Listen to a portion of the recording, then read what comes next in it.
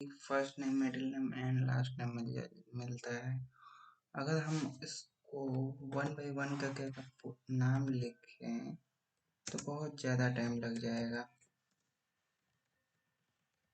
ठीक है, ऐसे एक करेंगे तो बहुत ज़्यादा टाइम लग जाएगा। अगर इससे भी शॉर्ट फॉर्म में अगर करना है तो हम इसको ऐसे कर सकते हैं, यहाँ पे फार्मूला लगाएंगे। ठीक है, यहाँ पे फर्स्ट नेम को सेलेक्ट करेंगे, फिर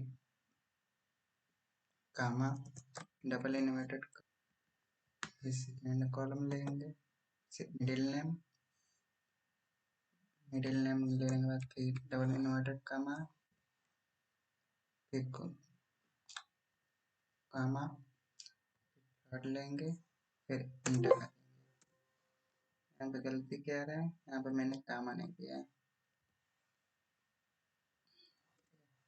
यहाँ पे प्रॉब्लम आ रहा है कि एक ही में दिख रहा है नाम।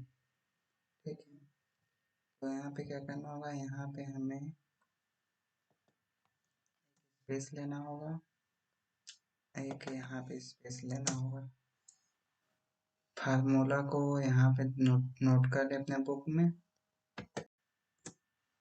नाम एक बोला गया, फिर यहाँ पे आके पोस्ट करके इसको नीचे खींच देना, सबका नाम आ गया। ठीक है।